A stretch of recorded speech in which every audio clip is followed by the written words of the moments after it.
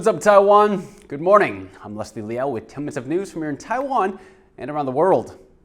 Taidong County has ordered a construction firm to pay for the restoration of a coral reef it damaged while carrying out port repairs. It's also told the firm that it must make a plan for protecting underwater ecology before resuming work. An area of reef near Green Island about the size of 4 soccer fields was found damaged at the end of July. Some reefs in the area are thought to be more than 1,200 years old. Taiwan recorded 23,000 new COVID-19 cases on Tuesday, one day after seeing the lowest number of infections in over 3 months. As the country's pandemic situation stabilizes, authorities are lifting restrictions on passengers transiting through Taiwan's main airport. Liao has the details. With the summer travel season heating up and a stabilizing domestic COVID situation, Taiwan is making life a little easier for people transiting through its primary international airport. Transit passengers are no longer restricted to transit lounges and can eat and shop in the arrivals hall. The 12-hour limit on their transit stop has also been lifted, as has a requirement that they be traveling on a single ticket. 国外的旅客来讲，有些人会觉得会比较方便。其实只要有外出的话，都有可能会有这样的风险，所以你不管去哪里，都是自己就是要注意。The restrictions were eased as Taiwan recorded its lowest number of domestic infections in 100 days. But the BA.5 subvariant is now on the rise.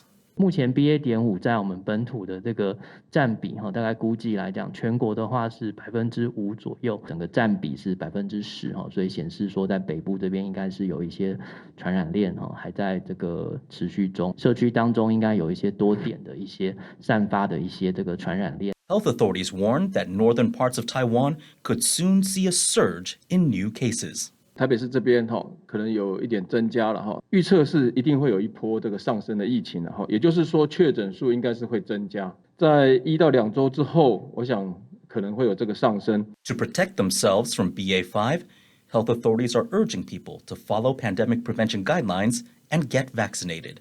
Rick Yi and Eric Gao for TaiwanPlus. Taiwan depends on vast numbers of migrant workers to power the country's economy and to care for the country's sick and elderly. But those numbers have dropped during the pandemic, leaving thousands of families without support. Now, the government has struck a deal with Indonesia to bring in more migrant caregivers. But some say it's too little, too late. Stash Butler reports. Ms. Wu is a single mother.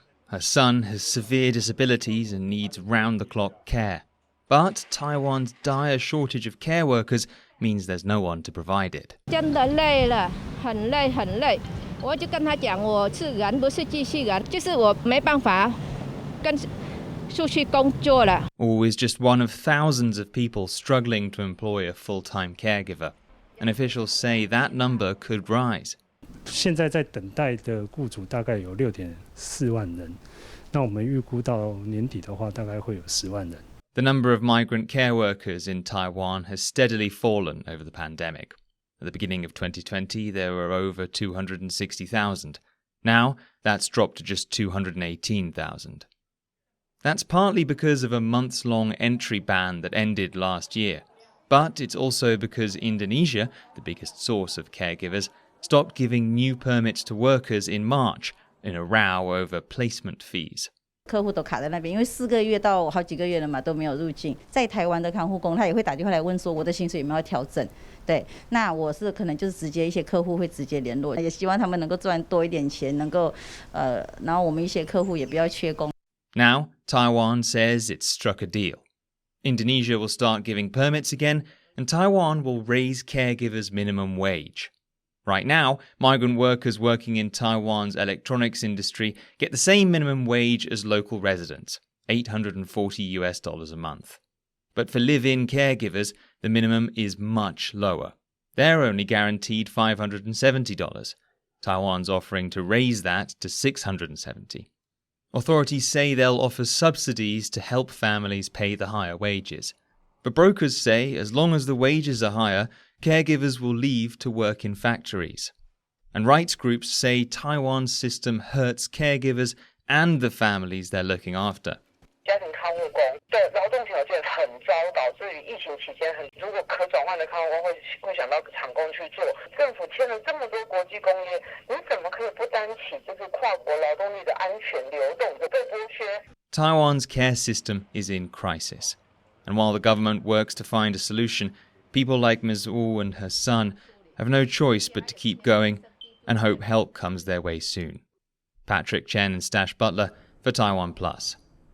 A 58-year-old athlete from Taiwan is training to win an ultra-marathon that crosses nearly 5,000 kilometers. His plan is to win the race wearing the footwear he always runs in, a simple pair of sandals. John Van Trieste has more. Luo Weiming is going on 60, but he's never slowed down his pace. He is an ultra-marathon runner known for running all his events in sandals. His trademark footwear has left visible tan lines after hours of training. Luo's goal is to win the world's longest foot race, the Self-Transcendence 3,100 mile. The race takes place each year over several weeks and involves thousands of laps around a block in New York City. Luo had his debut in the race last year, becoming the first Asian to finish the course. He came second in a time of 48.5 days. This year, he's heading back to try for first place. Luo's in the front of the pack when it comes to his age, but he says he has something that sets him apart from his younger competitors.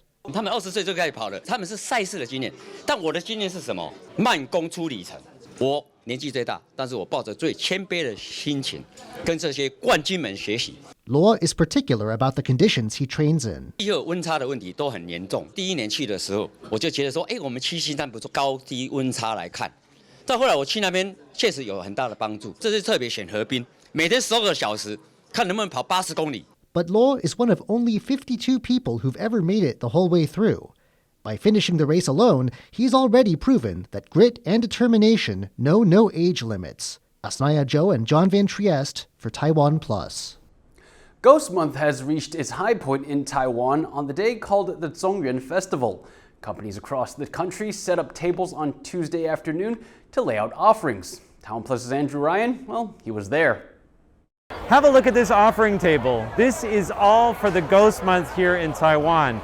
This is the 7th month on the lunar calendar, and today is halfway through the month, the most important part of the month, and a day when you have to give offerings to what we call our good brothers. And that is a reference to the ghosts who are roaming the earth today. Now here we have all sorts of things lined up. We have fresh fruits, snack foods. So what I'm going to do is show you how it's done. So basically, you need an incense stick, and just tell the ghosts who you are, and you make a prayer for peace during this important month here in Taiwan. Then you place this inside the little cauldron in the front. All right, now have a look at what they're doing over here. Basically, they're taking this paper money, and this isn't real money, don't worry. This is actually just sort of a stylized version of ancient money. You take it and you fold it up. That's going to make it easier to burn. And then, as you can see behind me, we have a main cauldron, and what they do is they drop the paper money into the cauldron and burn it, and that's for the ghosts. Basically, we're sharing our wealth with the ghosts to keep them happy. Now have a look at this. This is something I just noticed. Basically, they've set up a little table here, and they've got a towel, they've got a toothbrush, toothpaste, and a mirror. This, of course, is to give the ghosts. So before they partake of the offering, you have to invite them in, allow them to wash up before dinner. Now what's amazing is this is just one table here in a massive tent, which was set up for our entire building. So you can see all of the different tables here. There are people from different companies. Each one has their own table set up with all sorts of offerings. Even though in modern day Taiwan, a lot of traditions have slipped away, but this is one tradition that you don't want to skip, and that is the Ghost Month offerings. Kamashu and Andrew Ryan in Taipei for TaiwanPlus. Thank you for watching What's Up Taiwan. Remember to download the TaiwanPlus app for more stories from Taiwan and around the world. Finally today, we leave you with images of salt farmers in northwestern France. Recent record-breaking heat waves have massively boosted the region's production of its world-famous white salt flowers. I'm Liao. Take care and see you next time.